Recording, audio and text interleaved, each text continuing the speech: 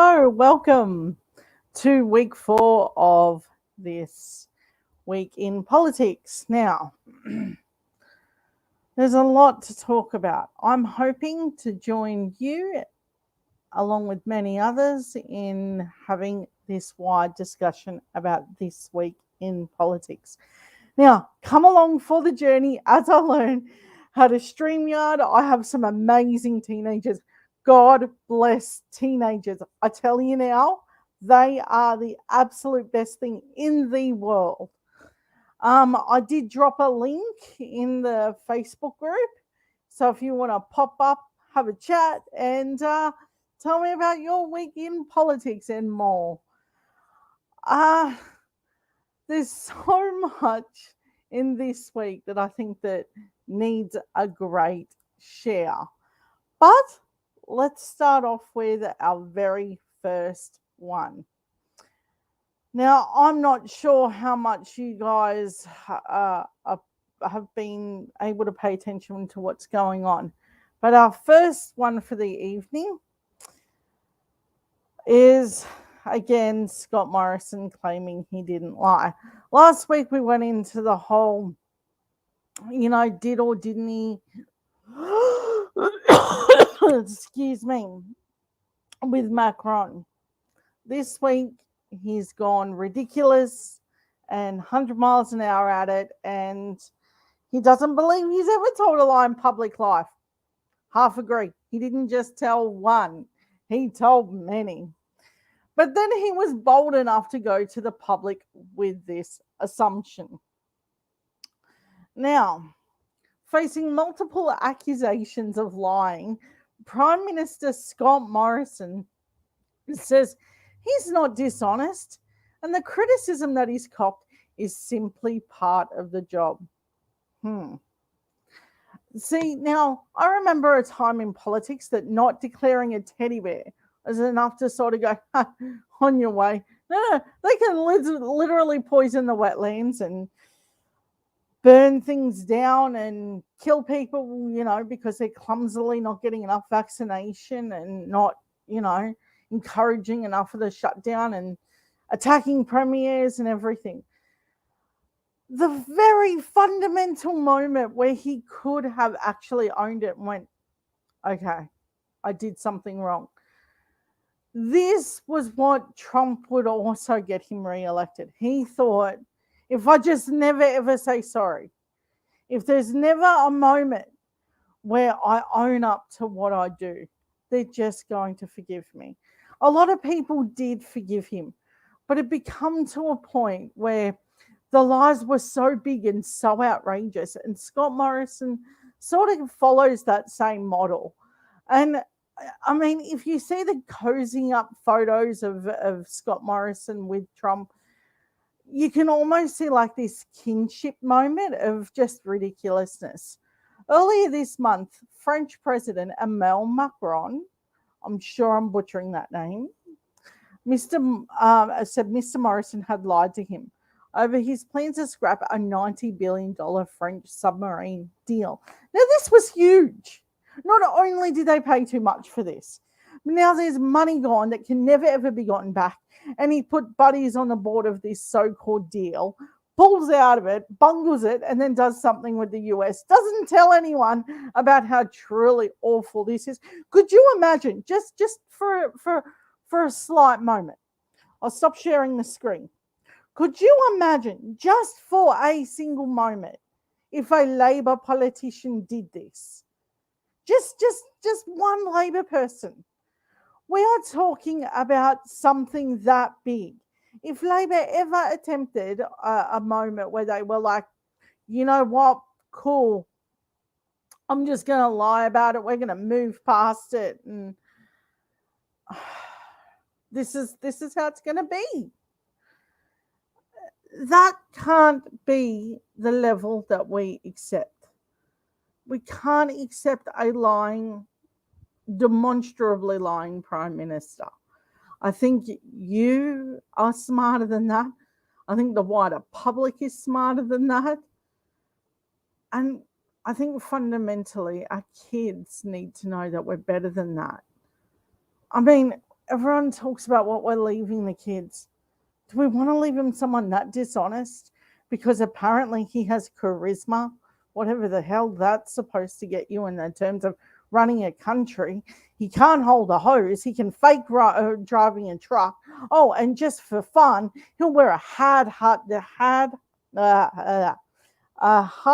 doing it, and he will sit up there like he owns it. Congratulations, Scott Morrison. You can fake being everything but a good prime minister. We have an opportunity and a duty to make sure that this fake prime minister is no longer part of our political spectrum. We need to teach them that lying isn't just something that you do as a normal political discourse. There is something fundamentally wrong in addressing the whole way that we're having this conversation around lying. If you have a look at how they pretend like Gladys was being stitched up, as she's literally lying about every part of that aspect. This isn't just about what we're telling ourselves. It's what we're telling the nation and other nations about how honest and trustworthy we are. We are not going to be trusted. At this rate, I cannot see us being put in a serious position. Have a look at what happened at that climate summit. Now, if you weren't mad before, you should be mad now. That he delivered a speech to an empty room because no one took him seriously.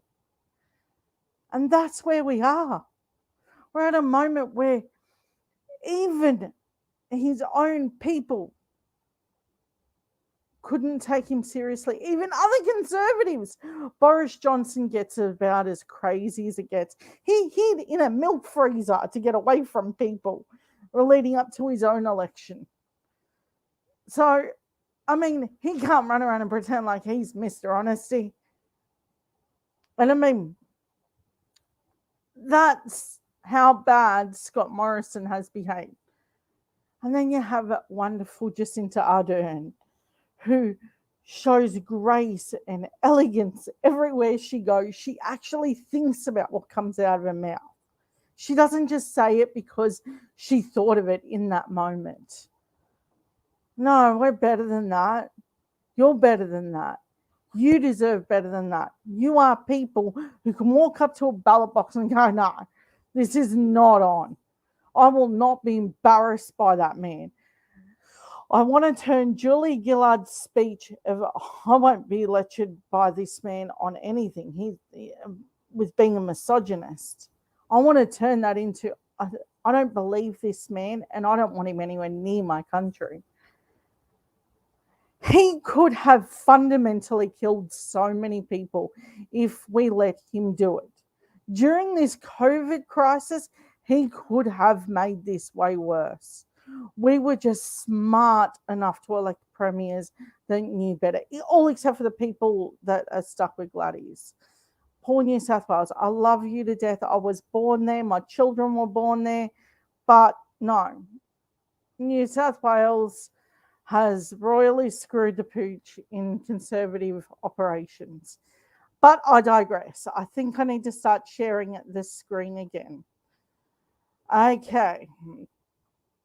Even after we talk about this, Malcolm Turnbull, I mean, how terrible is it when Malcolm Turnbull's like, okay, he's a big, big liar.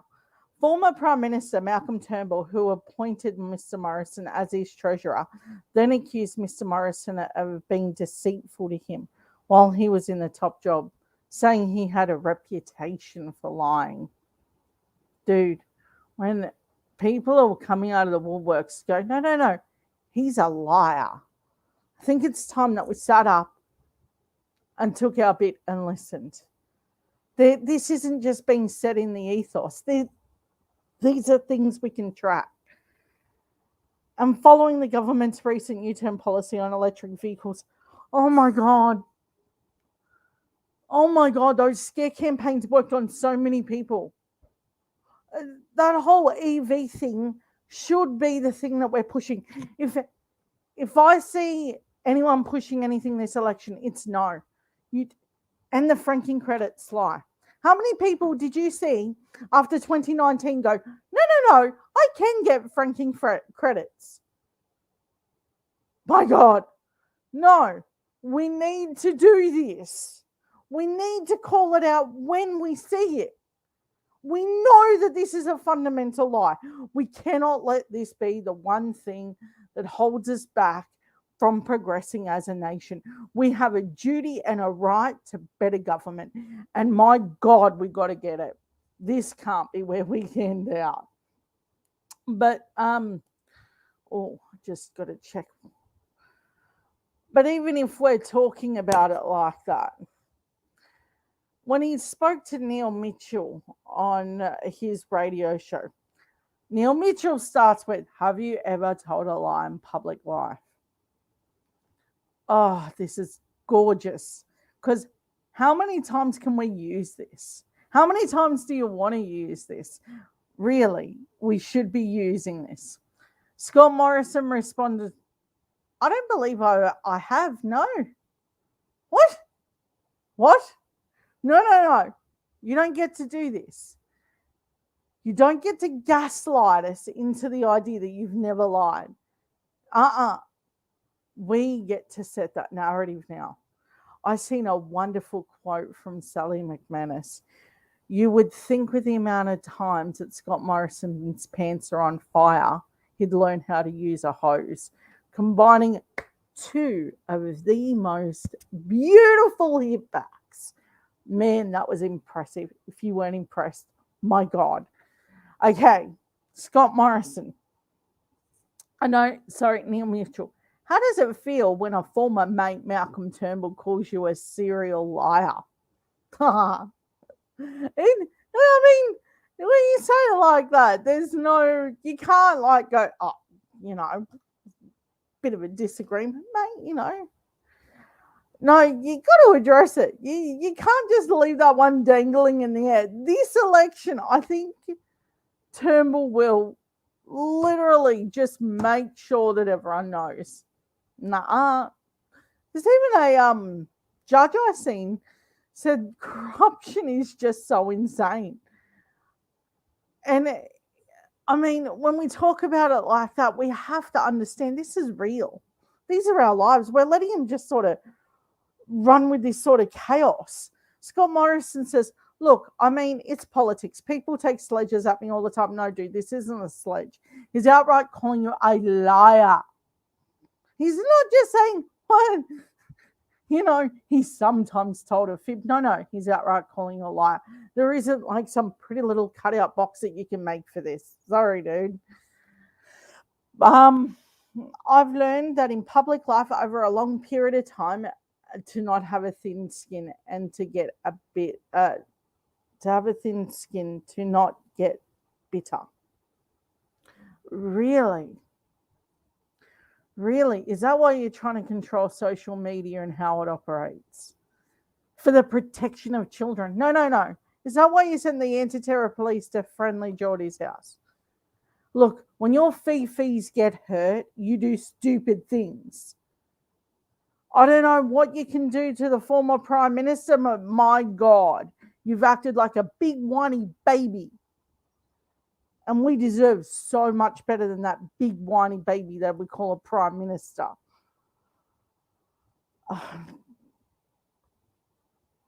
Mr. Morrison said public life required a thick skin. And politicians must be prepared to receive slings and arrows to get out of the job. Sure. But there's a difference between a constructive criticism and outright, downright lying. You can't just go, whoopsie, my bad. No, these are government contracts, dude. And we have a reputation. I suggest you learn what that means for all of us. You're sledging this nation by behaving like that. Prime Minister also said he'd not spoken to Mr. Turnbull since he was accused of being a liar and he did not want to. That's not a shock.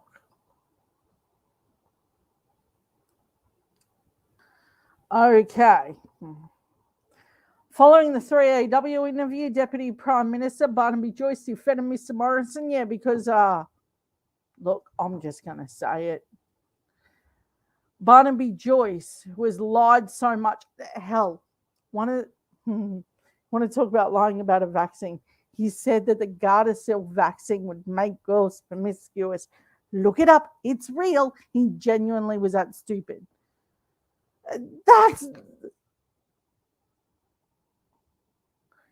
I will not be lectured by any of these people. I still don't know. Excuse me. If his children are protected against Gardasil, cervical cancer. Sorry about the coughing. I've got Barnaby Joyce, what a joke. But when asked if he'd ever lied in public life, Mr. Joyce was more frank. Probably. How many beers did Barnaby Joyce ask before that interview?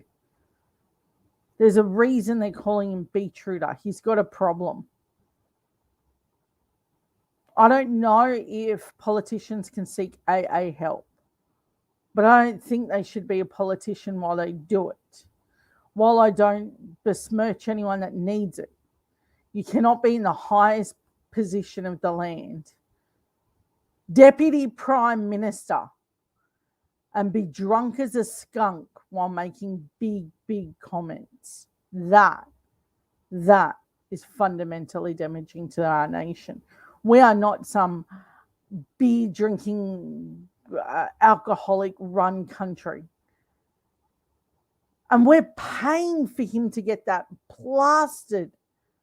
He doesn't want to hand anything to welfare recipients that genuinely need it. But he whinged about having his salary cut when he was demoted. No, they're an absolute joke. Do not even pretend with me like they got something moral going on here. They are not the moral compass of anything. So then he goes on, Barnaby Joyce says, if you ask me a personal question about my life, I don't have to give you a straight answer. In other words, he lied. And the people of New England, I tell you this out of love, elect an idiot, you're going to get an idiot. And you're going to put him on the rest of us. This is an idiot. Asked again by journalists at an event in Melbourne whether he'd ever lied in public life, Mr. Morrison repeated that he believed he was honest. Yeah, Melbourne, the same place that got these big Trump flags going around being terroristic about their anti-vax movement. Lying about lying, exactly. It's not just one or two things here. We're talking about everything, from the NBN to the whole bit. Have a look at how he won his pre-selection. Oh, it's gross. Opposition leader Anthony Albanese, I can't wait to see him if he ever gets to be Prime Minister, said Mr. Morrison's denial of the past statements made his current statements untrustworthy. It's a nice way of saying, no, he's lied. He consistently walks away from his own words. And that's what's remarkable of him, of all people, to say he's never told a lie in public life. Mr. Albanese said the problem with that is it catches up with you. It certainly does, Albo. Asked whether he had told a lie in public life, Mr. Albanese said no, and I stand by my record in integrity. Mr. Morrison scrapped submarines to ruffle feathers. The French president used a brief encounter with a journalist at a meeting at an international leaders in Rome to say he knew Mr. Morrison had lied to him. A text message from Mr. Macron to the Prime Minister was later leaked to the media in an attempt to refute the French president's suggestion. He had been in the dark over the government's plans to end its contract with the French company. We all knew it was by text, and then Scott Morrison said that it wasn't. So that again was another lie. He texted a 90, what, how much? A $90 billion contract. Just, you know,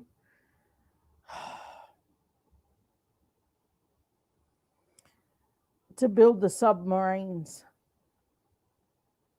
That's where we're at. It's lie after lie after lie. And we don't have to put up with that. And I'm glad Macron said what he said. If he, I wasn't intimidated by the fact that, hold on, I've gone too far down. Mr. Morrison this morning again defended his government handling the matter. I'm making the right decisions. I'm making the right decisions to protect Australia's national defence interests. No, he's not. New Zealand doesn't even want these subs in their waters anyway, because they're not very environmental either. And they're way too long down the line and didn't proceed with a contract which wasn't going to do the right thing for Australia. Then why didn't he build them here in South Australia like we wanted to? Or does he still back that MP who said that he wouldn't trust the company in South Australia to build a canoe? Yeah, that's another great euphemism for whatever crap they want to spout that week. And that's fundamentally where we're at. It's dishonest, it's shameful, and we shouldn't have to put up with it. And if you're not embarrassed, you're not paying attention. It's embarrassing for us all. We are a bloody smart nation. But now I want to get onto something a little bit more serious.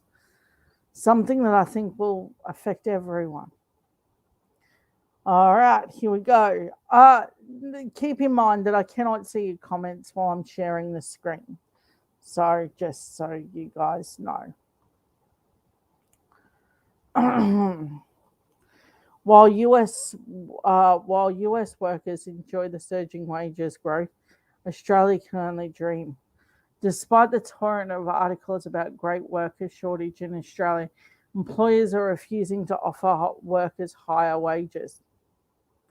Things are very different in the United States. You can't open a paper or turn on the TV at the moment in the US without hearing about Australia's worker shortage.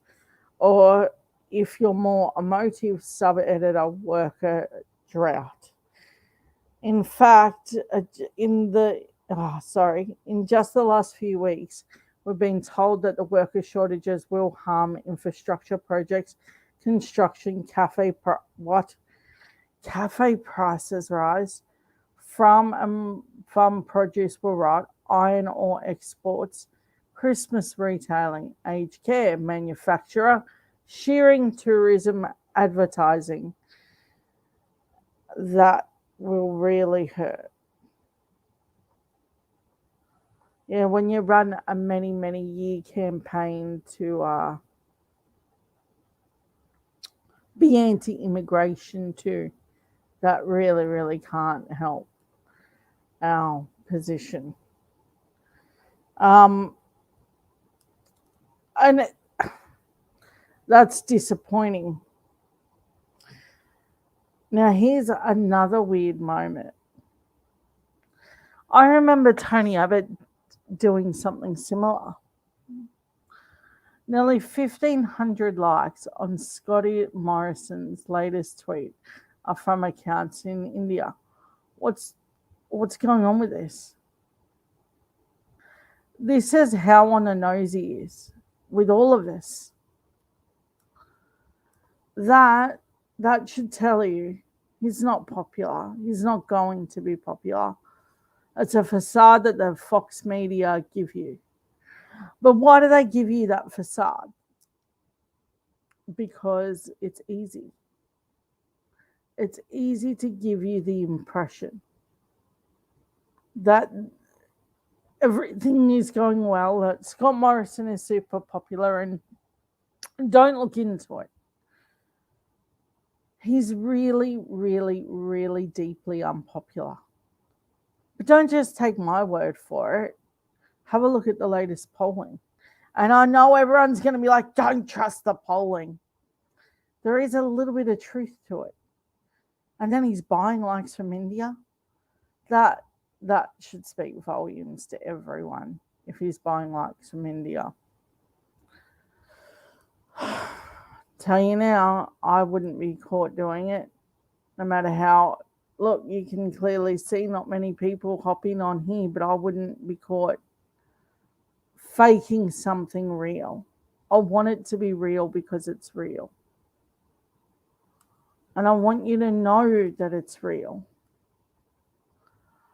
I'm going to go back to sharing the screen. Okay. So this brings me to Tony Abbott did the same. He would boost up this whole thing. He would destroy our country here, but he would get all these things overseas to like boost himself. It's not popular. People catch on very quickly, and we know. This isn't a new tactic. I can show you right here. It's all here. There isn't a moment that this should be existing. This here shouldn't be a thing. What he's done shouldn't be a thing. If you're a good prime minister, this goes for all of them. If you are a good prime minister, you don't need to fake it. You don't need to buy the likes, and you don't need to pretend like you're the cool kid on the block. Conservatives can't win on straight policy. What, they want to tell you that taxes for the rich guys are a winner? They want to tell you pandering to the church is a winner? Those are the things that they're pushing. That's the narrative they want you to hear. And it's awful. They want you to believe that corruption is okay and that you should tolerate it. Why? Why when you can have so much better? Because it's easier. It's easier to tell you the lie than remotely tell you the truth. And they think it's more popular. We need to show them that it's not. This isn't popular. If I was your friend and I kept saying, hey, your bag is wonderful, and it attracts every seagull on the block because you stuck shells on it that you didn't clean properly, and you can't figure out why they're attacking you along the way, and you're getting all these weird looks from everyone. And the next week, not only do they have the bag, but now they've got a shirt. And the shirt's got them all over. And you're like, really good job, keep going. And you're seeing the pelicans come along and seagulls. And now they're really, really trying to get at you. And then you get to that moment where they've now made shoes with the same issue, with shells on their feet. And you've got pelicans running up and beaking at them. You'd be like, what are you doing? Why are you wearing this ridiculous stuff? I'm not going to lie to you about it. But we accept that this is the premise of how our politicians should behave. None of them should be lying to you. None of them. They don't have the right to lie to you. And if we're honest, we shouldn't accept them to be doing it. We are a damn smart nation. And I will not be lectured by anyone on that side of politics about how we present ourselves. or what policies that we have. He can try to steal the EV idea from Labor and pretend like he wasn't attacking them at every single moment, saying it'll ruin your weekend. He knows fundamentally that isn't just a lie, it's a whopper. And it's a lie you shouldn't put up with. I wouldn't. But again, this is based upon what you're willing to walk by. If you're willing to put up with some narcissistic dude lying to you about very simple things, about national security and corruption, and hide secret monies for these people, ask them where the Great Barrier Reef Fund is. There's $500 million we'll never see again. That shouldn't be something that we even discuss anymore. We know it's wrong. We shouldn't be discussing it anymore like that's the norm. It's not. And it never will be. You need to tell them. We're not putting up with that. You wouldn't allow your best friend to walk around with shells on them that were attracting crazy birds and letting him get attacked. Why are you letting this man attack our nation in that same way? One man shouldn't be doing this. And we are not allowing our friends to walk around with crazy shells on them, birds everywhere. You tell them. We're a good lot of people. And I think that we forgot that this isn't about whether someone is going to give you a better tax break this policy season. Because they're going to lie to you and they're going to say that. But have a look at the record. The record shows you every time the LNP tax higher. Every time. And they will promise you something totally different. Don't be the girl that walks around with a pelican attacking you with shells on. Those are real things that happen. We are really that lot of people right now. We're being attacked from someone that doesn't have the nature to just be honest. All right. My coughing is awful. Next story. All right, sharing screen time. Now, the voting record of Scott Morrison.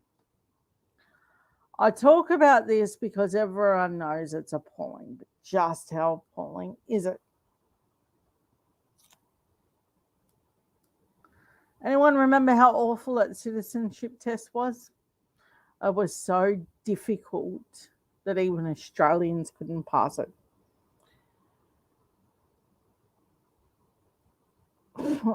He couldn't, that plebiscite for same-sex marriage, he was hoping it failed.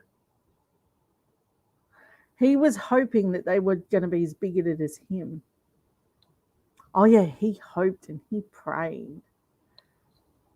He would have went to his people and went, nah, they're all as awful as me. I'm going to count on it. Banning mobile phone and other devices in immigration centres. Why would you want to do that? Charging postgraduate research student fees. Wow. I have a child in uni and no. You got to think they all received free university to get to this crazy moment that we're sitting in right now. And we just handed it all. Now we're giving them these massive HECS debt, a terrible environment, and more debt than you can throw a stick at. And everything is on a computer. And you need to know how to make that computer a thing. Yeah, sure. I praise my teenagers to the heaven and back. But even they have technical issues, and they stand there and look at me and go, hey, this is hard.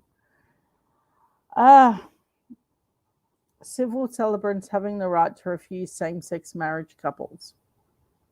Did anyone know that he did that? He voted for people to refuse to marry people.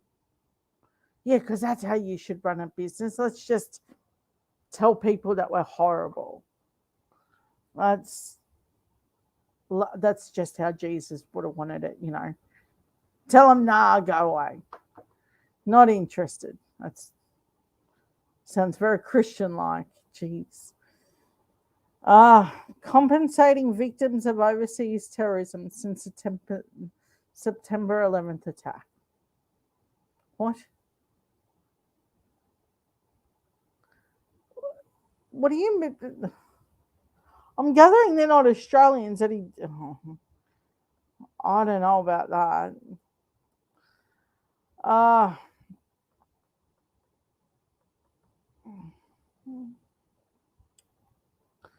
Decreasing the ABC and SBS funding. Yeah. Because killing it is the plan. He wants you to be foxed in. That's right. It's called foxed in. And just like a sly fox, it's going to lie to you.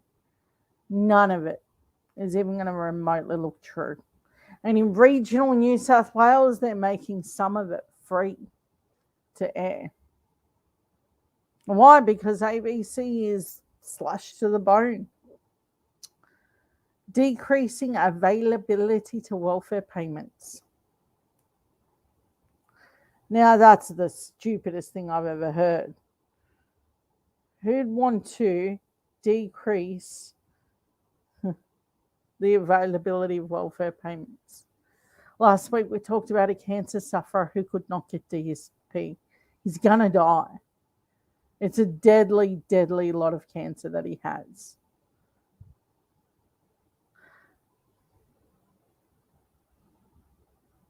This isn't something that it should even be debated.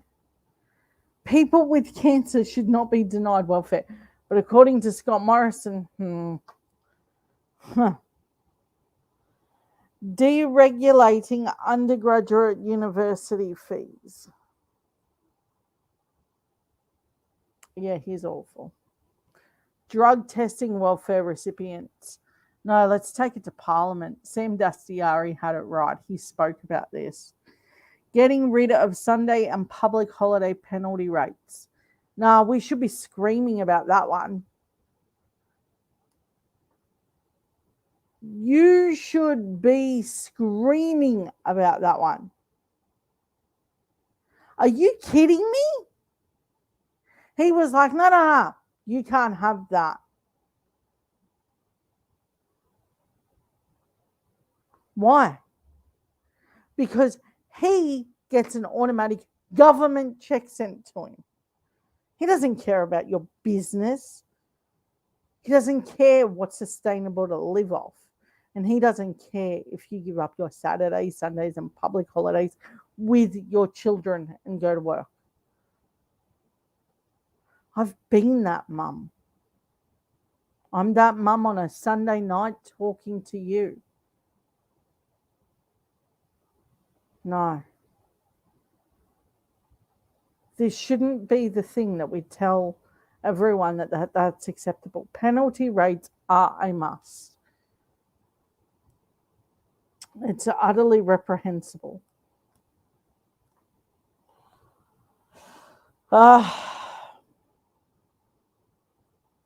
Government administered paid paternal leave.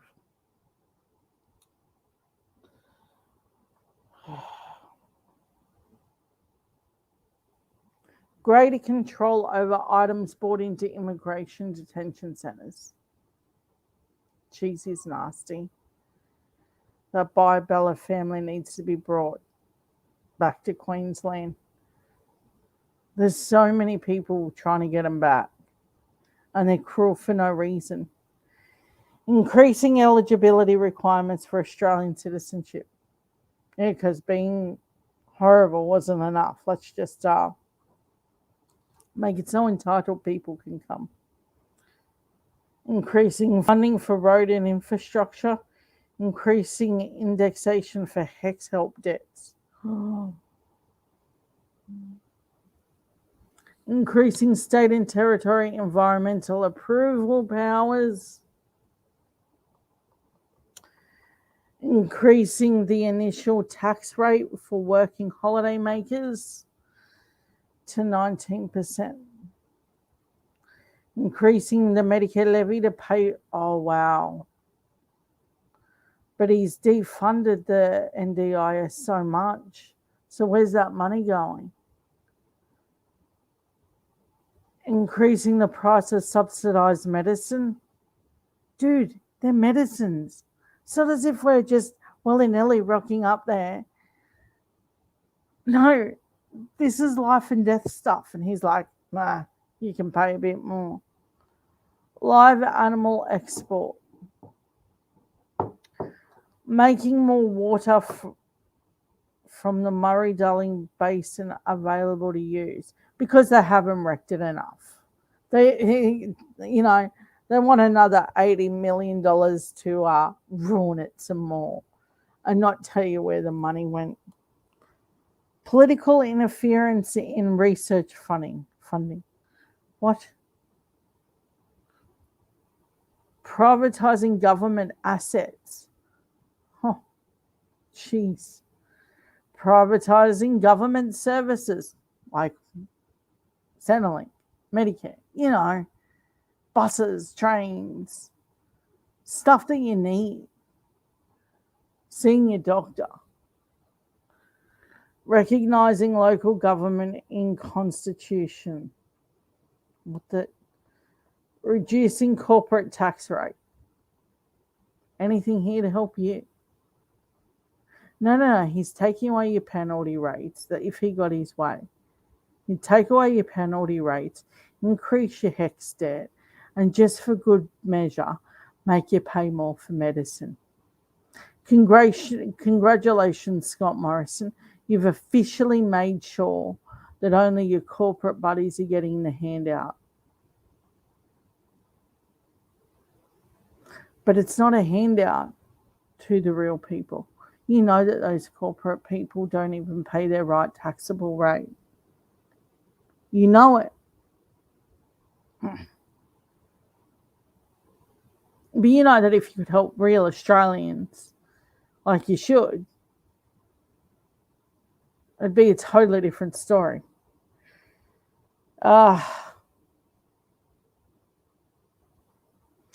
Senate electoral reform. Strengthening gun control laws. Temporary exclusion orders. Temporary protection visas. Is that for the au pairs? The coalition's new schools funding policy, Gonski 2.0. In other words, not Gonski, not even funded like Gonski, but we will tell you it's Gonski. The intervention of the Northern Territory. Tighter means testing for family payments. What? Because being poor isn't bad enough. Let's just keep going. Turning back asylum boats when possible. How freaking Christian of you. That was close. Catch me when I'm close. That was damn close. Voluntary student union fees. Turning back asylums. It so angers me. Voted strongly for putting welfare payments under restricted debit cards, healthy welfare card, speeding things along in Parliament procedural, unconventional gas mining. Oh, geez.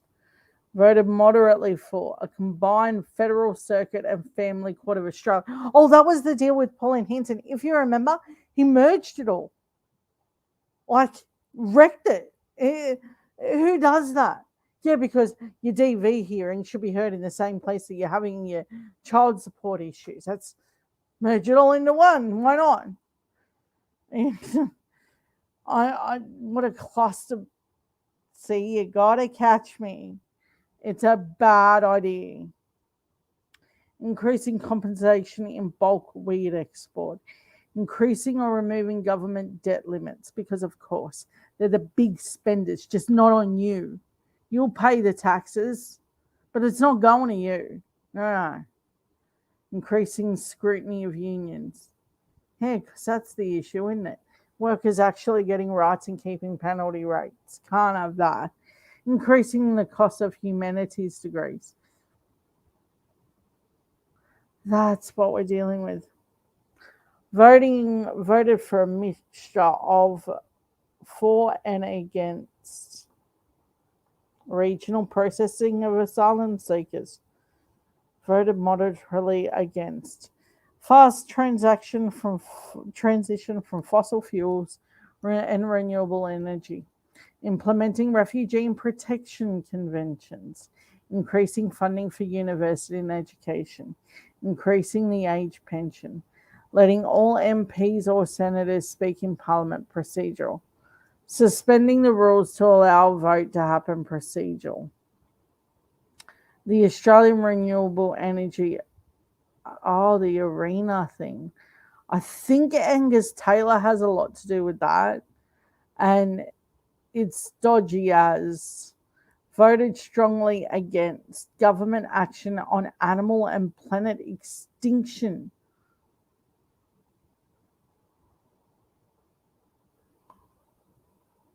Increasing investment in renewable energy. Increasing marine conservation. Dude, this is like someone that's going to kill us. If you give him a chance, he's going to keep going. Dude, he did this out in the open. Like, this is there. You can't mess around in this. That is fundamentally bad.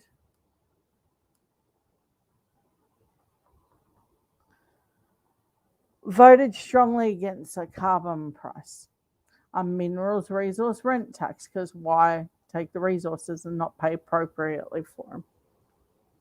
A royal commission into violence abuse against people with a disability. Why would you vote strongly against that? An NBN using fibre to the premises. Now, not a wise move, is it? Donkey your head. That was the stupidest thing you've ever could have done. Assisting the art sector through coronavirus pandemic. Yeah, because the art should just fall to the side. Carbon farming, which is shown to be very environmentally friendly and helps the animals. Community right to say no to nuclear waste disposal sites. Why would you vote no? I'm going to get through this and not use a four-letter word. I need some help though. Let's just see where we're at very quickly. Okay. Creating a federal anti-corruption commission. He voted no. Decreasing private health insurance rebate. Dude, he's even screwing the rich and they don't care. Well, the middle income too that have this. A lot of middle incomes have it. It's quite common because it's either that or you pay the Medicare levy. Doctor initiated medical transfers for asylum seekers, encouraging an Australian based industry. Dude, that's anti Australian. He's literally saying, hey, no Australian industry. I'm just going to vote strongly against. Let me show you again. This is where we're at. Okay. Voted very strongly against. Just so we're clear of where we're at. That's incredible. Uh, Ending illegal logging. Why would you? No, you need to tell people that he's like, nah, illegal logging. What's the harm? That's what he's literally saying to you. No, we're cool.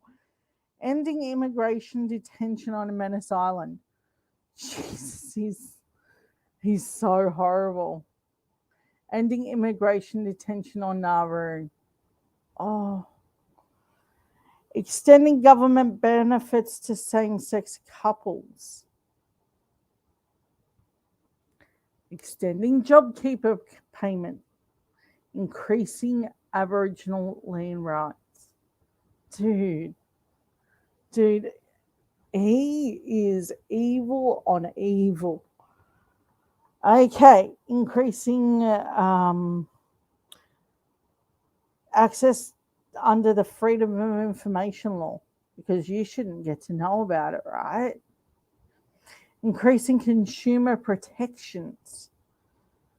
Increasing the fishing restrictions.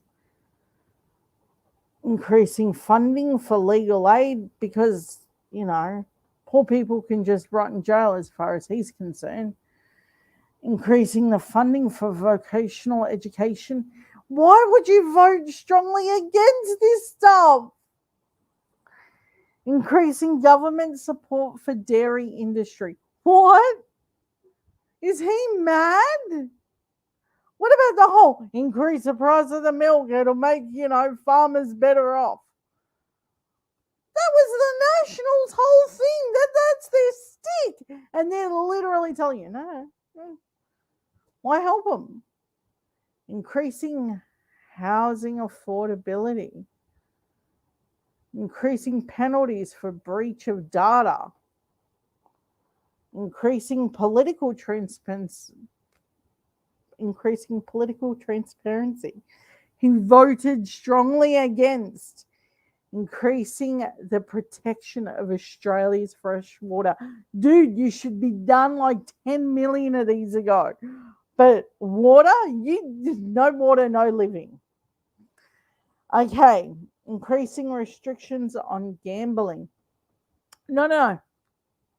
Make sure you can gamble away every cent you have, because his buddies all have shares in it.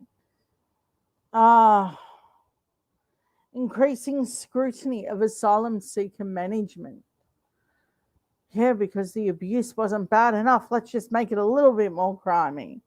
Increasing support for the Australian film and TV industry. Yeah, because, again, why would you vote for Aussie jobs? Increasing the diversity of media ownership. In other words, no, Murdoch doesn't want to share. And he thinks that you're okay with that. Increasing trade unions' power in the workplace. We know that that's super duper important. Increasing the transparency of big business in making information public. Now, one would have to guess what that means. Wouldn't take much. It would be like peeing in bottles like at Amazon, because you can't get proper breaks and that sort of thing.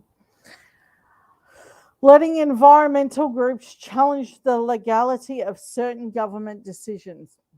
Voted strongly against that too. Making the cashless debit card program voluntary. He voted strongly against. More scrutiny of intelligence services and the police. Yeah, because the cops just saying to the other cops, you did nothing wrong, is a perfect program. Can't see what could have possibly gone wrong there. Parliament continuing to meet during the COVID-19 pandemic. But there was nothing to worry about, right? He told all the premiers, open up your borders way before you were supposed to, but he didn't want to meet in Parliament. Good job, buddy. Protecting Australian sovereignty in trade agreements. Wait. He just wanted to go, no, screw it, your sovereignty doesn't matter.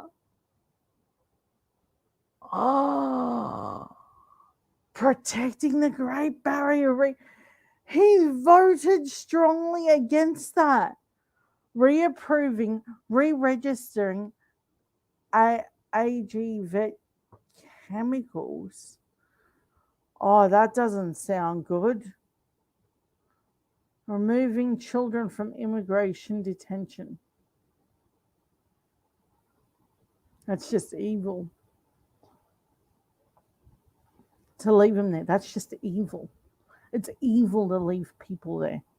But children, God knows the damage that's done. Requiring every native title claimant to sign and land and use agreements. Restricting donations to political parties.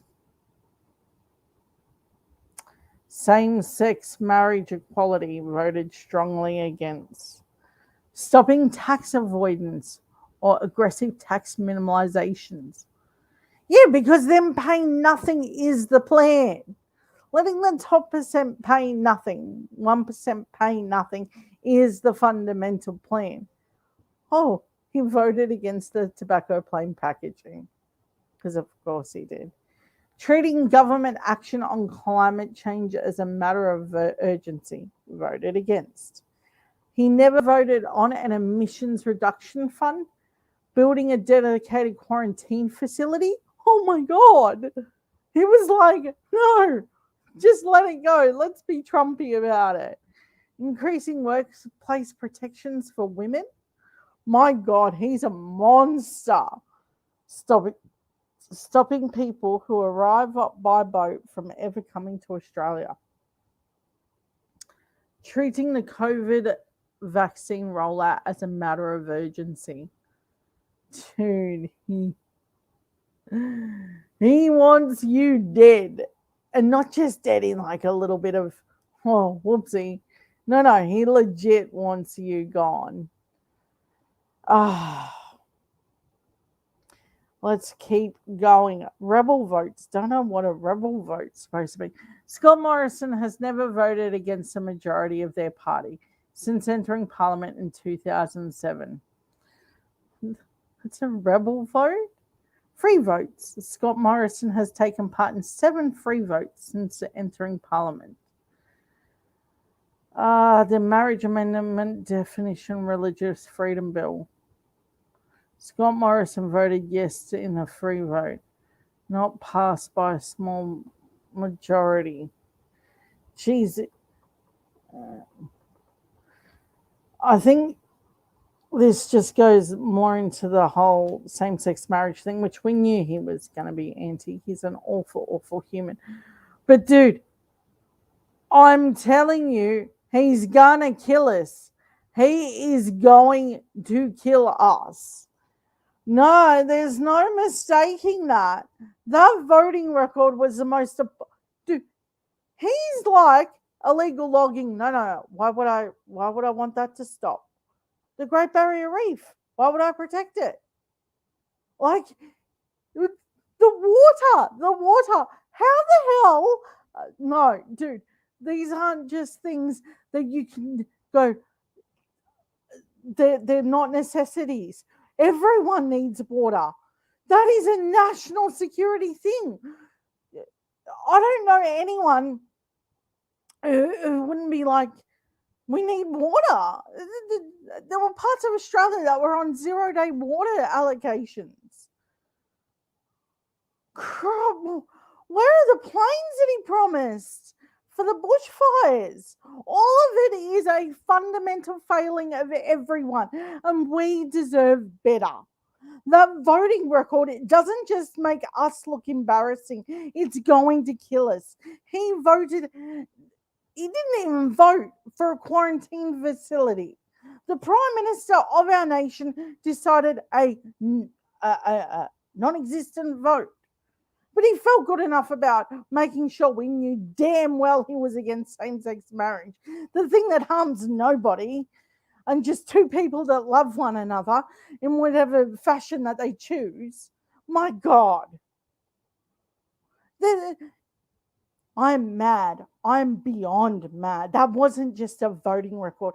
That was a death and destruction of our nation within a very slither of its moment. We just read fundamentally, piece by piece by piece, him saying, no, you can go cut down those trees. You can go kill the Great Barrier Reef. Oh, and while you're at it, clean drinking water isn't a necessity. What are we leaving the kids? What are we leaving ourselves? When our own clean drinking water and protections of the Murray-Darling Basin are not fundamentally part of that, we aren't there close to where we need to be on this environmental structure. But it's worse when they are voting against it openly and they don't care. How many of you are willing to sit by and let that be the normal thing next election? Are you willing to sit there and say to me, oh no, Karina, I really, really did just want the tax cuts and all the lies that he said that he was going to do. I really, really want that stuff. I want the lying thing. I want the thing where he promised franking credits that I can never ever receive unless I'm megally rich. That's why I voted for this crap hole. No. And he's the immigration one is truly despicable. That family needs to be here back in Queensland. Not just them. We should be accepting immigrants from everywhere. We are an immigration nation. And for him to deny that very foundational thing is fundamentally flawed within the very fabric of our nation. We are a beautiful nation of people that likes to have more immigration. We've never been like this before. Why start now? This pandemic taught us that we need people more than what we realize. There is a workers' shortage. From the story before that, where I'm openly showing you we have a structural worker shortage. They're not willing to pay you more, but there definitely is a worker shortage. Oh yeah, and he voted against workers' rights and penalty rates and everything else. Just if there wasn't enough to be mad about. He would rather that you not have any of that. He doesn't want you to have a good internet connection. Hell, was there one thing good for you in there? Just one. Come at me with a good reason that you have a conservative walking around telling you that's great. Look at that voting record. It's appalling. I need to feel like we're moving the marker. This is a Trumpy kind of thing to do. Not only is it like that, but it feels inherently evil. This guy that makes his weird curries and disrespects Indian traditions and puts in meat where there should have been none.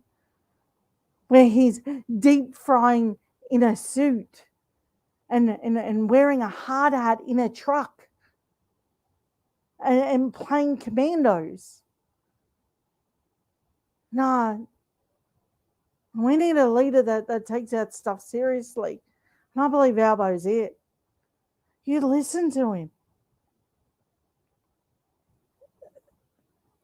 We are, as a people, need someone that takes national security seriously, like our water interests. You watch what happens if you take away the water. Jordan Shanks has spoken about that a lot on Friendly Geordies, and I invite anyone watching this to go back and watch his water streams. All of them are literally gold. He doesn't just touch on one fundamental issue with it. There are many, far too vast for me to delve in the way he has. He uses great journalism and great sources and does wonderful interviews to highlight just how fundamental it is that water is a national security issue. If you're interested in clean water and clean environment, that's up to you. But I invite you, after looking at that voting record of penalty rates and everything else that he's against, he's not for you getting help if you need it on the welfare system, but he definitely voted for that corporate tax increase. He definitely voted for that healthy welfare card to be extended. He definitely voted for turning away asylum seekers. He definitely hates the nation. It's not a question. But let's continue, because I do have more to share with you, and I think it's important. Okay, Christian Porter, the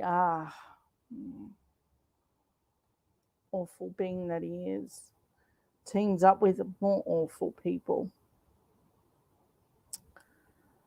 You know, the upskirter, Lemming. Christian Porter, Andrew Lemming, and Channel 10 political reporter Peter Van Onselen gang up and threaten and intimidate one woman. Because being a conservative male wasn't a crap show enough, and defending, rape allegations for Christian Porter for Peter Van Onselen wasn't enough. May as well go in hardcore, and attack more Aussies. I'm sure that'll win you some favour with people. Canberra politics is hitting new low with Christian Porter, Andrew Lemming, and Channel 10. Political reporter Peter Van Onselen, who also acts as Porter's personal publicist, ganging up to Rebecca Giles, who sent 3 concern notices, one from each of them, in one email to Gemma Carey, demanding that she delete Twitter messages about them and pay their legal costs. In a tweet below, Peter Van Onselen, who poured a lot of his own credibility down the drain defending the alleged rapist Christian Porter. Now, make sure that you say alleged, because I'm telling you, these suckers will sue you. They're not mucking around. They sue because they can sue. And even when they drop the cases, they will still besmirch you the whole way along. And they got government money to make sure that's a thing. Do not mess around.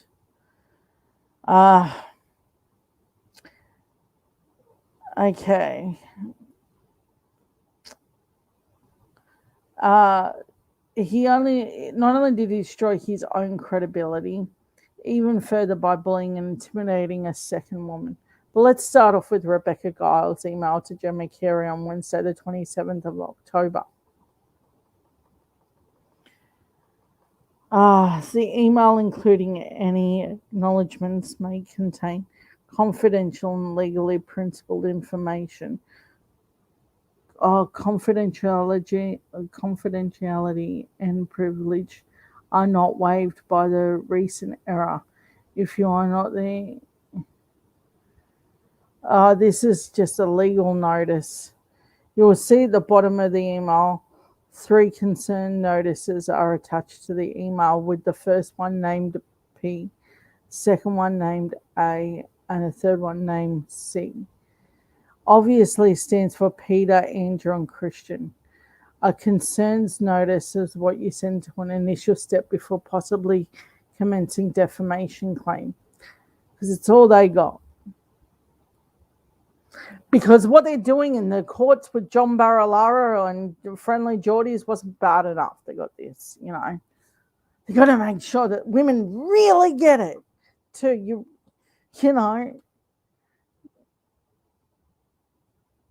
And Jordan is, I really, really want to push for everyone to like and subscribe his stuff. I'd like for you to do that here too. Like and subscribe along your way. Costs nothing. And the best part is you get to see me every Sunday. The power of imbalance between 3 of Australia's most powerful men and a disabled expectant mother, who's also a survivor of grooming and child sexual abuse, is extreme. Gemma has previously spoken out about the alleged sexual harassment by Lemming on a flight to Sydney. Oh, here it is, the upskirter. Geez, is it Like I said, not going to use the 4-letter words. I tell you what, I get enough people to watch. We're going to do a poll on whether I should say the 4-letter words. And we'll see where we're at. It is my understanding that Gemma Carey agreed to take down the offending tweets and pay their legal costs. A GoFundMe page has been set up to help them raise money for Gemma Carey to pay her legal costs, which I helped promote via Twitter, Facebook, and on Wednesday, on the 3rd of the 11th, 21, organising the fundraising appeal with money raised to the trust of Macquarie lawyers. At this point, I won't promote it further, as the fundraiser has already raised over $170,000 and it's overdone its target of $150,000. This is who they are. They're grifters, they're liars, they're cheats. But he doesn't just tell one lie. PVO, Peter Van Onselen, then went on and ignored the leadership and hard work of state and territory governments during the COVID pandemic and gave credit to Scott Morrison. Yeah, because being that much of a brown nose must have been painful. Jeez. Let's check out what he said. Am I sharing screen? Just checking. Yes. With an election just around the corner, whatever you think of the Prime Minister personally, he can't be accused of failing Australia during COVID. The data points we are looking at here suggest quite the opposite.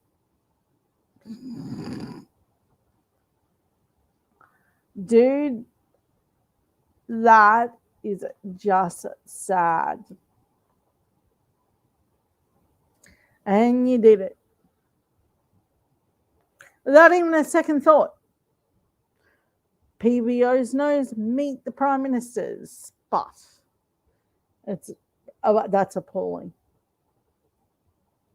Whatever your opinion is of what journalism is, that's definitely not it. It's a blatant lie. Speaking of lies, this episode, that's what I should have named this. Liars and more. Because it seems to focus a lot on these people. Let's just show how much he lied. PVO ignores the simple fact that Morrison was months behind his own plan, and consequently, hundreds died.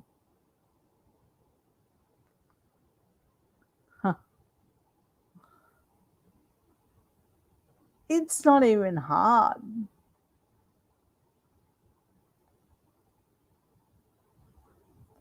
And that's what we're left with, people. We remain 12 million doses behind the original schedule. Geez, that's awful. Okay. Where are we at? Now to my baby group. This is the group that I founded with my mom and I talk about a lot. This group promotes the reality of where we are. Peter Dutton was always Murdoch's first choice, Kevin Rudd says, to take over the Liberal leadership from Malcolm Turnbull. Morrison's inner circle will be reading today's Warm and Fuzzy profile as Dutton as a warning to not deviate from the Murdoch line.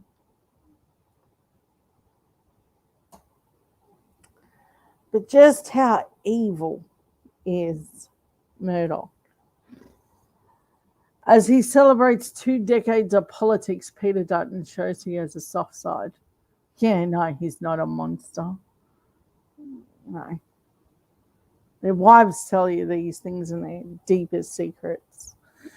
You know, like Scott Morrison at an Engadine Macca's story, there's one of Peter Dutton. Get ready for this one. Apparently he was handed a couple of dog Cairns as he left the police force. Now, that is an allegation that I've never been able to prove. There's part of me that knows within my soul that that's something you would do to someone like Dutton. But who knows? All right. Where are we at?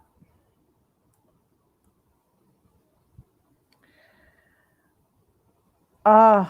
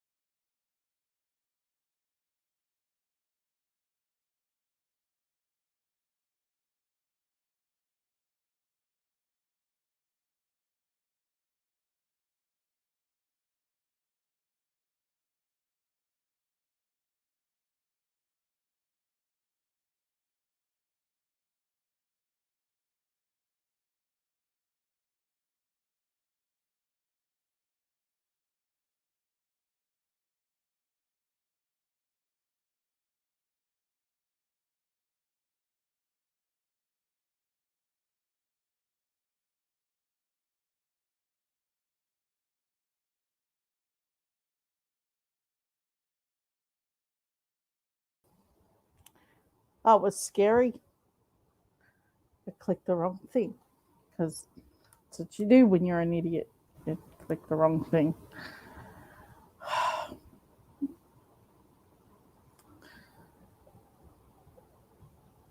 We're an intelligent nation. We are close to the 80% marker in vaccination rates, but I think that age group is 16-year-olds. I've had all sorts of hate mail and everything come at me about looking into the issues of COVID and anti-vaxxer stuff.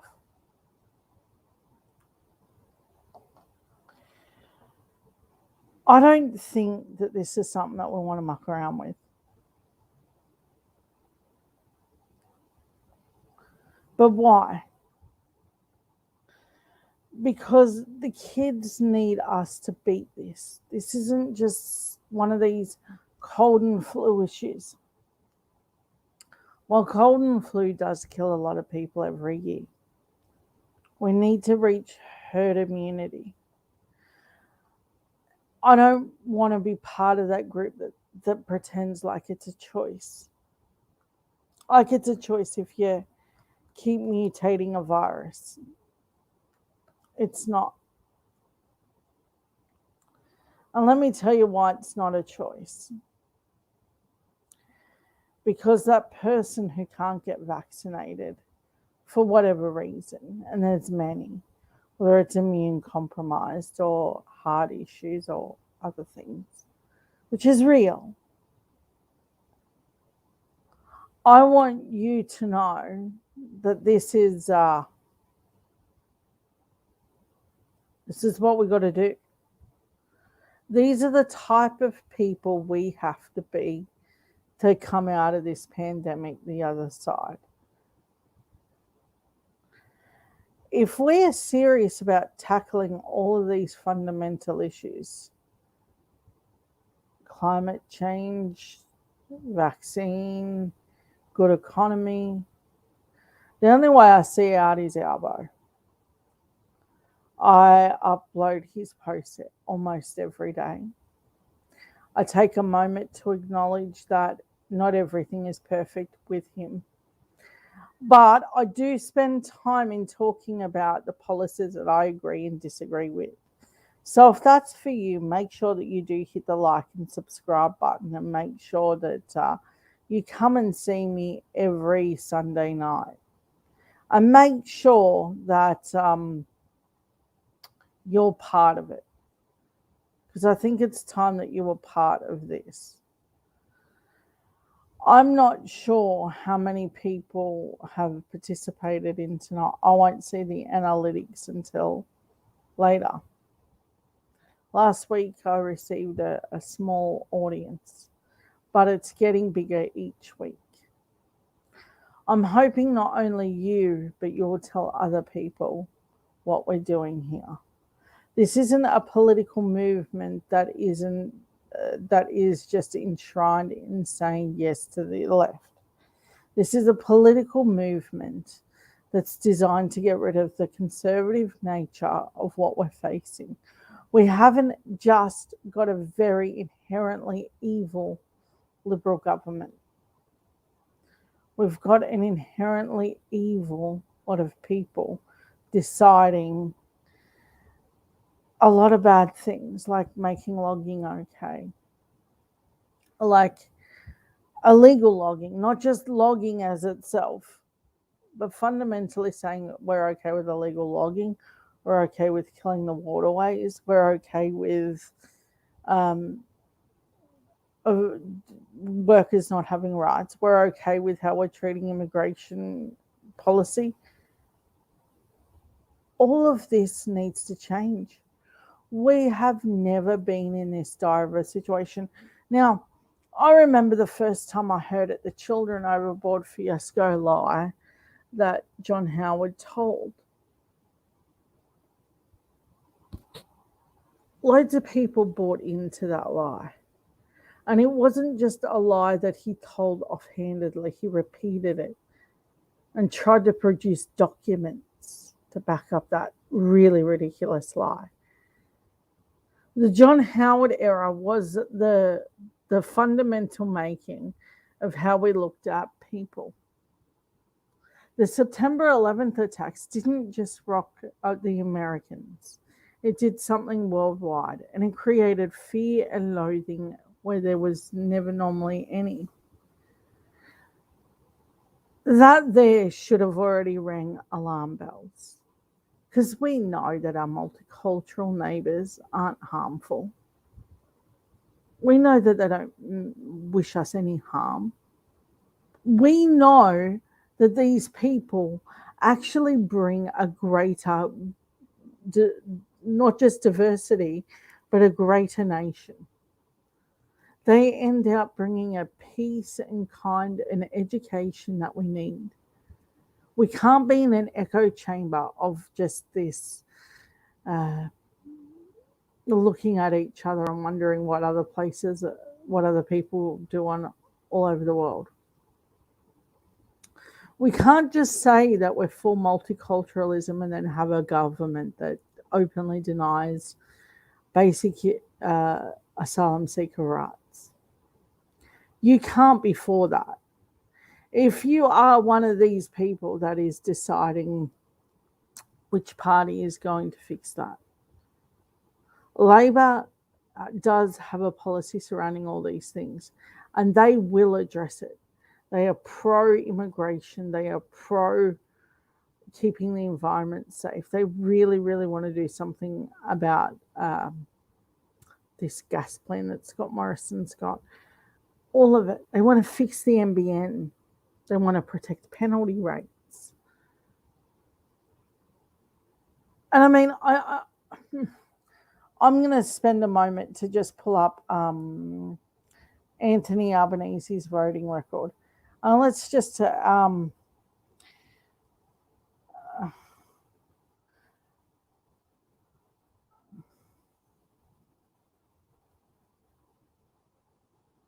just hang with me a sec. I know you can hear the clinking of my keyboard. Let's have a look at what his policies actually are. Let's see where he stands. Since we did it for the Prime Minister, let's give the opposition leader something to know that we do talk about here. We're going to talk about his voting record. He voted for a carbon price, a fast transition from fossil fuels to renewable energy, a minerals resource rent tax, a royal commission into violence and abuse against people with a disability. That was something that Scott Morrison voted strongly against. An NBN using fibre to the premises. Assisting the arts sector through the coronavirus pandemic. Carbon farming. Community right to say no to nuclear waste disposal sites. Oh, yeah, no, Scott Morrison does want that. Just so we're absolutely clear, go back through the video, and he did say that. Okay, creating an ICAC. Doctor initiated medical transfers for asylum seekers. Encouraging Australian based industry. See, these are all easy stuff. It's in the voting record. You can't lie or remember the times when they like changed around Hansard to make it look like they're not lying? I think that was Barnaby Joyce. Let me just I will give Google this. It's an amazing tool. You're going to hear the clinking of my thing again. I just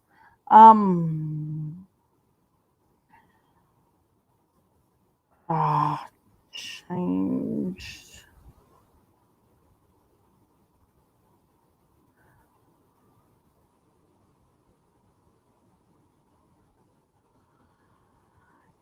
Yeah, see, look,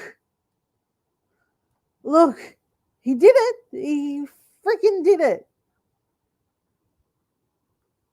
Yeah. And then they just fired the dude, Why tell the truth when the lie is so much more cool? I mean, these people do not care. They will lie to you. So when they're saying things like, hey, we're cool, we're cool people. No, they're outright like, I'm just going to change the official voting record of of what's going on here. That's why I went through Scott Morrison's voting record. That's why we're now talking about Albo's voting record, because I think that we're very close to an election. And I believe, as we're talking about, I'll just go up to the top again so we're not forgetting what for Albo, I'll show you even the picture again, what he has voted for. This is super important because, I mean, you can't fib on this stuff. And Barnaby might want to change the record, but records don't lie. People do. Busted. Okay. So, I think I went too far down. Okay. Encouraging ending illegal logging, extending government benefits to same-sex couples. So this is what he voted for: extending JobKeeper payment, increasing access to JobKeeper payment, increasing access under Freedom of Information law.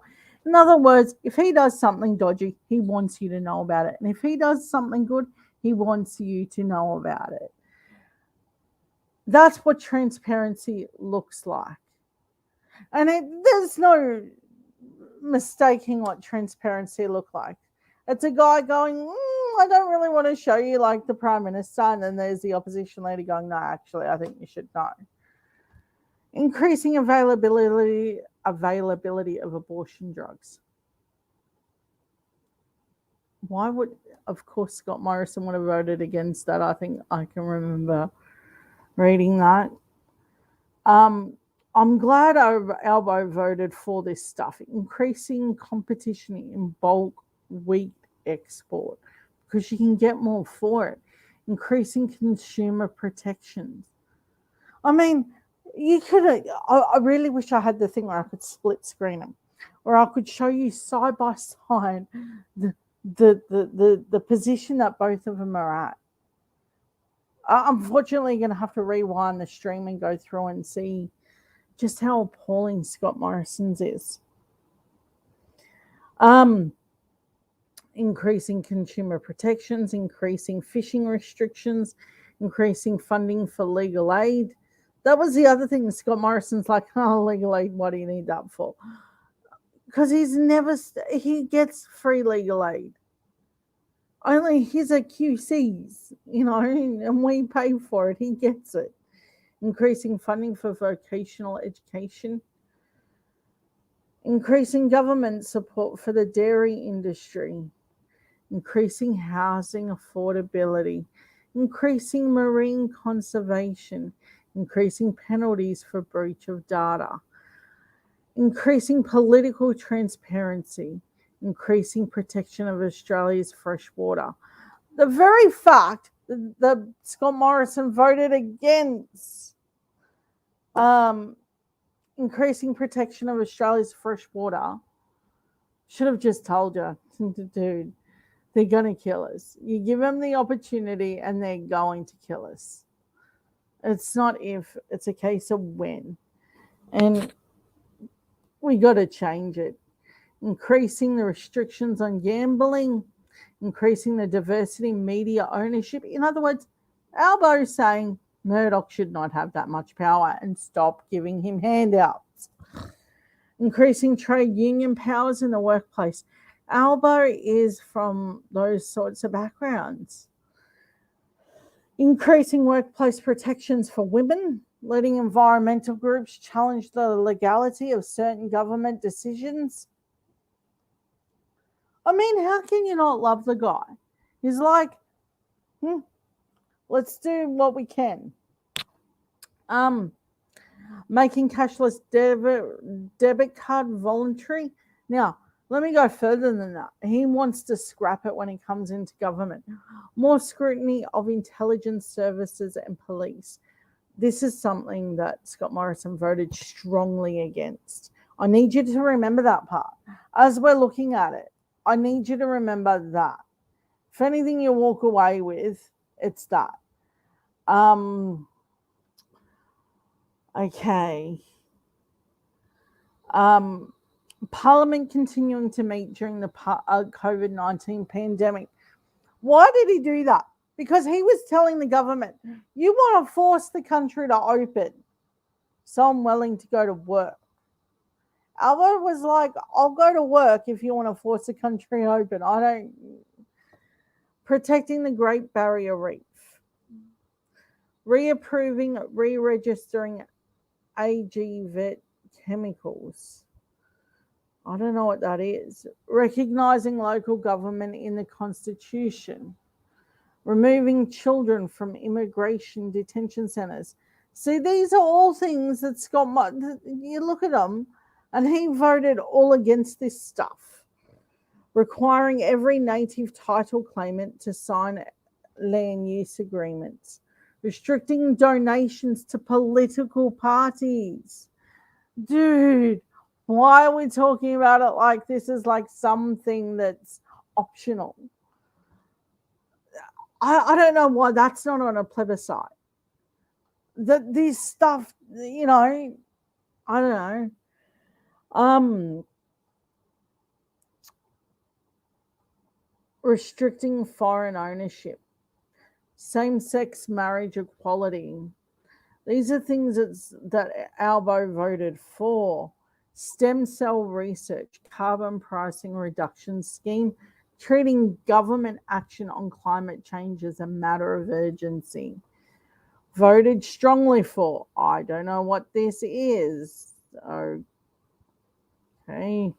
Hey, stop it. My teenagers cannot help me right now. I don't know what that is.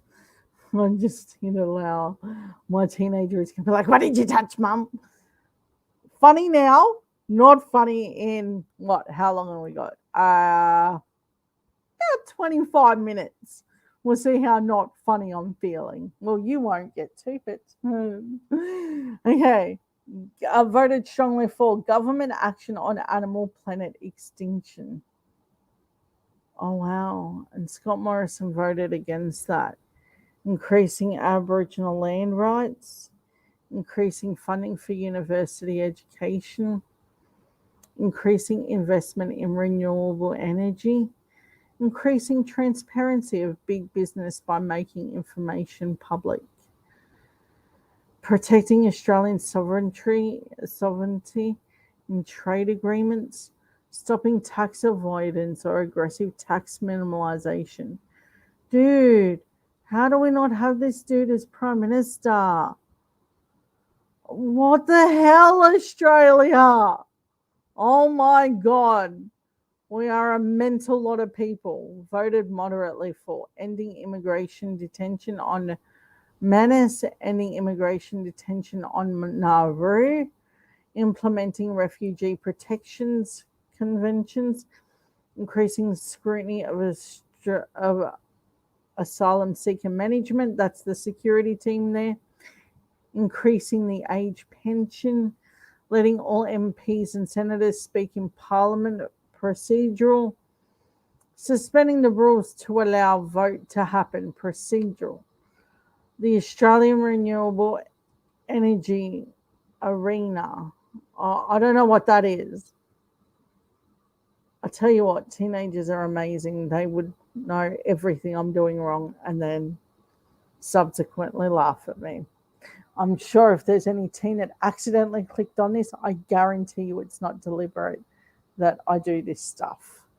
Voted a mixture of for and against privatising government assets, regional processing for of asylum seekers, tobacco and plain packaging.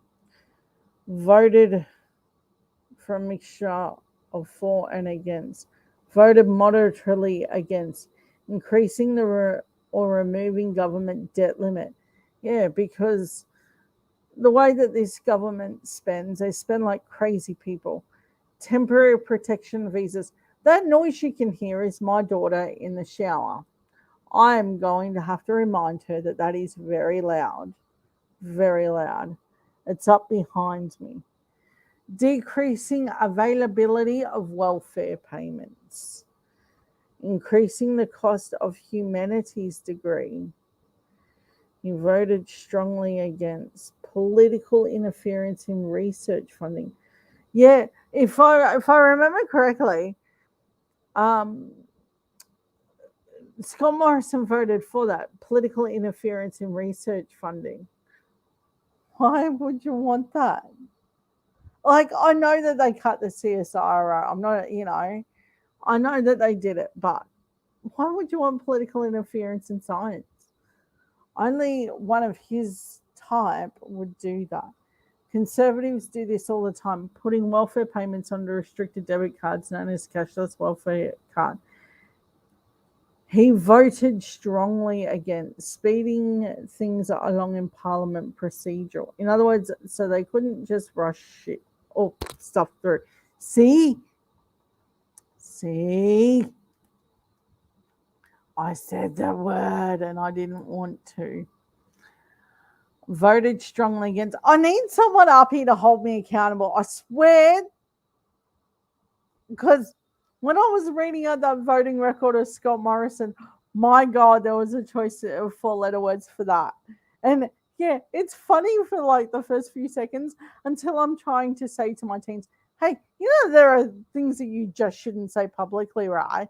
Sure, you can say privately things, but you can't just go up there publicly and be like 4-letter wording everything. That's the only way I'm going to say it. Okay. Voted strongly against a citizenship test. Because if you remember, that citizenship test was ridiculous. I doubt I could have even passed it. It was such a crazy test. A combined federal circuit and family courts of Australia. That was a deal that he did with that Scott Morrison did with Pauline Hanson to jam up the system. A plebiscite on the carbon pricing mechanism. Why do you need a plebiscite for it? We know it's wanted, a same-sex marriage plebiscite. See, this is stuff that government just should do and not spend money on asking people. An Australian Building and Construction Commission. Yeah, didn't that turn out to be awful the moment that they deregulated that thing? And it turned out to be really dangerous. An emissions reduction fund. banning mobiles and other devices in immigration and detention. He voted strongly against charging postgraduate research student fees. Civil celebrants having the right to refuse same-sex marriage couples. Compensating victims of overseas terrorism since the September 11th attack. Look, I'm not sure about. I read the same thing. Scott Morrison voted for it. I'm not really sure on all the details of that, but you would think that the Americans would handle that sort of thing. You know, it's on their watch that it all sort of happened. I'm not too sure on the full thing of that. Decreasing the ABC and the SBS funding, he voted against. Deregulating undergraduate university fees. I don't know what the term undergraduate means, but I'm pretty sure. Well, I have a child in uni, and he doesn't talk like that. I don't know what it is. Drug testing welfare recipients. I don't see why you would want to do that. You should be doing it at Parliament. Expanding Medicare funded dental care. Is this still what? Are we still reading the one where it's voted against? I think, he voted against the expansion of dental care. That's shocking. Getting rid of Sunday and public holiday penalty rates, he voted against. Government administered paid parental leave. Greater control over items brought into immigration detention centres, he voted against. Increasing of eligibility requirements for Australian citizenship. Why should that be difficult? Dude, you've already tracked so far to be an Aussie. I was lucky enough to be born here. I consider it a privilege to be an Australian, but I don't think it's one of those things that I would want someone to jump through hoops to be. I'm a lucky young, older lady, younger, sort of mid-range. In my middle age, I'm figuring out that we need lots of people to make the world go round. And Australia is such a large and beautiful country. And I'd like the world to see it, and I'd like to share it with them. But I'd like to do it with protections to our water, like what Albo wants to do, and Scott Morrison clearly doesn't. Increasing funding for road infrastructure. I think Scott Morrison voted for that. And increasing indexation for HECS help debts, he voted against. Albo did. Increasing the parliamentary entitlements for current MPs and senators. See, he knows that they're on a good wicket. Increasing scrutiny of unions, he voted against. Increasing state, territory, and environmental approval powers. Increasing the initial tax rate for working holiday makers to 19%. I wouldn't be for this. Why would you? Increasing the Medicare levy to pay for the National Disability Insurance Scheme. Yeah, because if you charge people more for something that he already stole from, Scott Morrison's already stolen from this. That was already fully funded, and they know it. They know that was fully funded. Increasing the price of subsidised medicine. Live animal export, he voted strongly against. Yeah, because if you remember those scenes of those sheep all in that, I stupidly had it on with my children watching, and my daughter screamed, and that was as if I wasn't already having a hard time with it. My little girl looks at me and goes, they're not really doing that to the sheep, are they, Mummy? And she's pretty little, and I was pretty stupid and thought, surely they're not going to show footage that's raw. Oh, I'm an idiot. And they did, and it was a bit much. So she said You're fighting this, right, Mum? Because she knows what I do and she's not silly and she knows I take a lot of time out to do this sort of stuff. And I'm like, sure, baby, but it takes a nation to fight against stuff like that. You can't. That was the cruelest thing I've ever seen. Making more water from the Murray-Darling Basin available to use. Yeah, no, Scott Morrison has fundamentally ruined the Murray-Darling Basin, along with the New South Wales government. Look, I'm sympathetic to farmers, I really am, but to cotton farmers and rice farmers, no, you're in the wrong continent for that. You just are. And you had country towns on zero water. And if you have a look at what Friendly Geordie showed, is that the Liberal government openly said, no, they knew it was going to the cotton farmers. So, no. Okay. Privatising government services, he voted against that. Reducing the corporate tax rate, he voted against it. Senate electoral reform, he voted against it. In other words, he wanted to, yeah. Scott Morrison, this was a grab for power. Stopping people who arrive by boat from ever coming to Australia. Look, anyone remember that image of Scott sitting in his office with that weird boat, saying, I stopped these? I'll see if I can pull it up.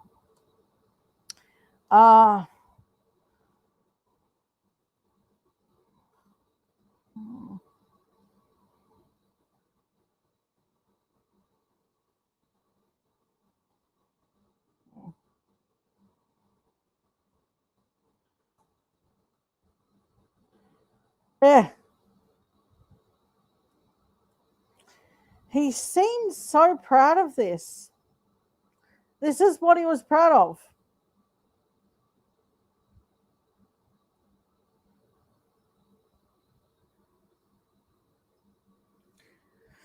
That's the stain on our legacy. That's the thing that you can tell our kids that that's all they did. They didn't tackle any other issue. But they were cruel to other people. Why? Because it suited their agenda. So next time when someone says to you, what has the Liberal government done? I want to tell you that they did this. This is their claim to fame. That and their Murdochracy with Rupert and their corporate tax goons. See, how is that electable? How do they go to any election and then go, no. See, here's the secret. And go, I can bribe people with whatever I want. He's going to lie to you, like we spoke about when I first started this evening. He's going to lie to you. The whole franking credits thing, the EV cars, all of it, it's a downright lie. It's lie after lie after lie. He was truthful in one of those statements. He's never told a lie. He's told many. So keep that in mind. Let's go back to this. Okay. Strengthening gun control laws. He voted against. The Coalition New Schools funding policy, Gonski 2.0, because they ruined it. Labor wants to fix up this properly. The intervention of the Northern Territory, in other words, I think that's a military thing. Tighter means testing for family payments. Turning back asylum seeker boats when possible. Unconventional gas mining. Voluntary student fees. Has never voted on building a dedicated quarantine. Why didn't they vote on this stuff?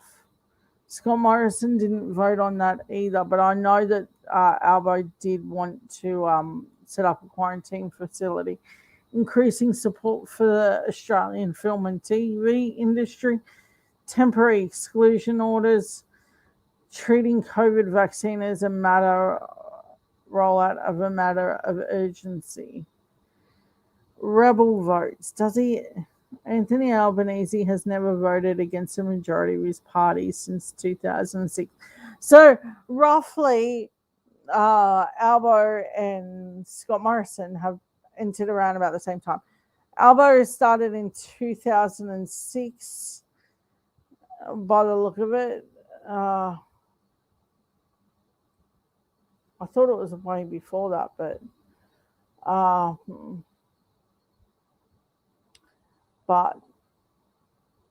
Anthony Albanese has taken part in 14 free votes since February 2006. And then it goes into the whole difficult explanations of how they voted. If you want to go through, you can find that anywhere. You can look up that website. So these people don't just lie to you about one or two things here. Do not think that they're not going to keep doing this. Hansard is the official record kept in Parliament. That part's important. It means something.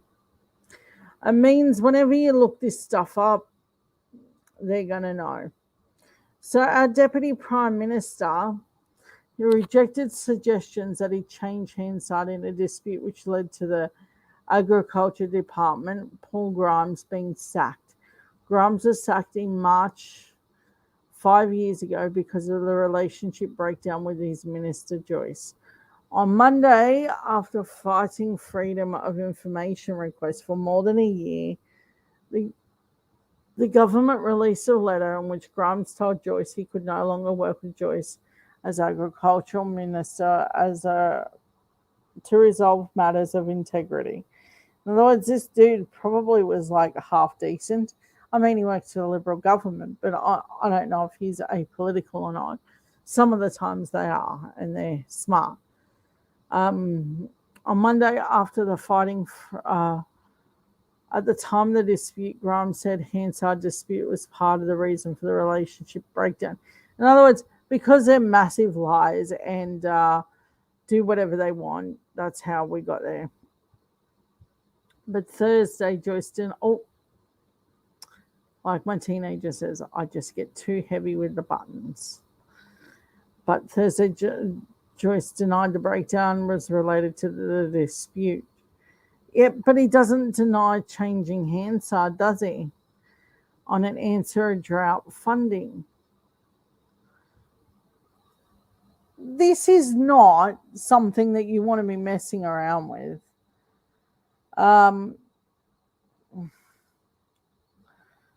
I want it known for the record who we are as people. We're not the sort of people to like this sort of thing. I've never known anyone to accept that this is the premise that we should walk by. We are a wonderful nation that wants to progress. And to do that, Scott Morrison is standing in a fundamental way. The voting record isn't just a record to show you how he's voted. It showed you how, even along party lines, that they have fundamentally voted against our interests. Water is a national security issue, and they have fought against our water security. In these last few minutes, I want to talk to you about what that really means for us as a whole. What we're talking about is something that will make us poorer as a nation. We aren't just here to coddle these politicians into a position. They have to do this. And if we give Albo that chance, we can't just let him not stick to this word. We have to call his office. We have to apply pressure. The kids don't have a choice about how this voting record's going to go, so we got to make it for them. I have now my eldest son starting to vote. That is a hard demographic to grab the teenagers, to get them excited about voting. I've taken the kids to protests and other things. Um, the kids sometimes call me an extreme lefty. And I'll talk to you about my personal life because I think it's important to know how I live on and off the screen. I think it's important to know that I'm not just sharing little tidbits with you. These people that I'm raising are hearing this. They're hearing I want a better nation. They're hearing I want better for you, for me, for them. They're also hearing along that way family that say much of the same thing. By and large, my family is rather left leaning, but there's a few who aren't. And that has made the past 2 years rather difficult. Um, I don't know how many of you have got family that you're arguing with over the vaccine, quarantining, and everything else. But I've had a rough couple of years, not just trying to keep keep the virus away and everything else, but because I'm in Queensland, I've been rather lucky. Uh, and because we've got a great premier. But some of it has been fighting a lot of the misinformation. I'm going to be straight up with you and tell you that I'm married to someone that does not share my interests. He spends a lot of time trying to counterattack things that I say. Now, I share that with you in truth. Because it works on him.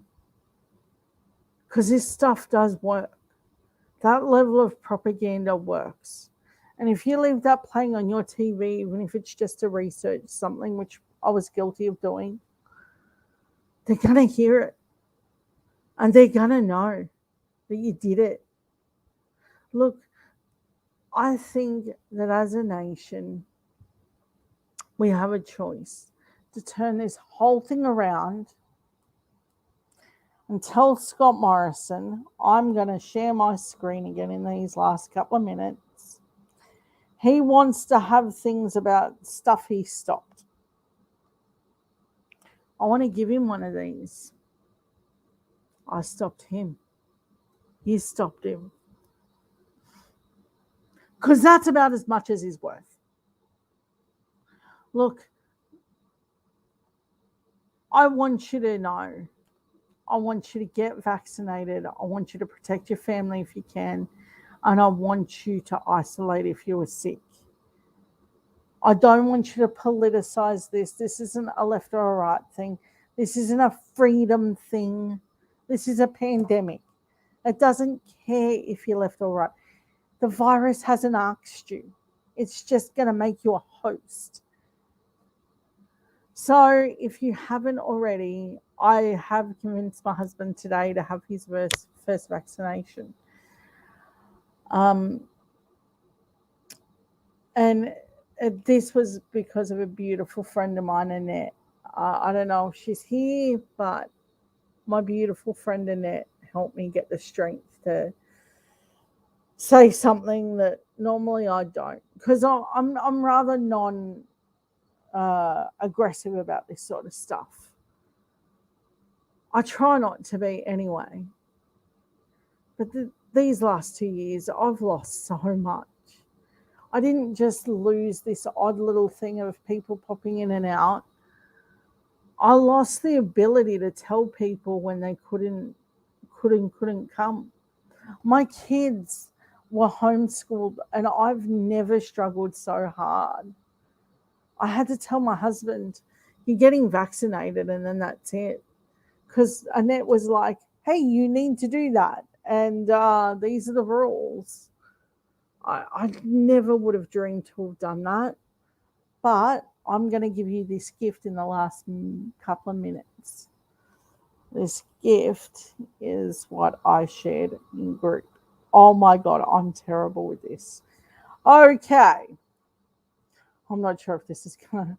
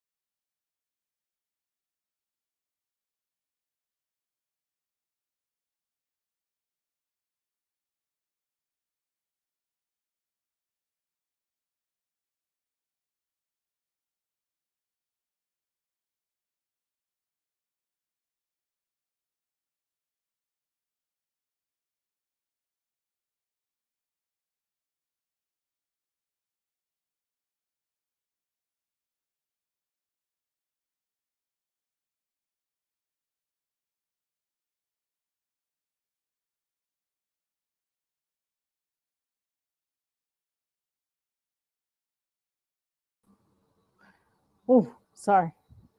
Now that was an important message. Sorry if this glitches. That was an important message, and I think you needed to see it to know it was real. Thank you for a wonderful night. And now I'm going to leave you to it. I'm hoping you and everyone you know are vaccinated and ready to go. I thank you for a great evening. Night. See you next Sunday. 7 p.m. New South Wales time to 8. 7. No, 9. No, it's weird. Okay, thank you. Bye.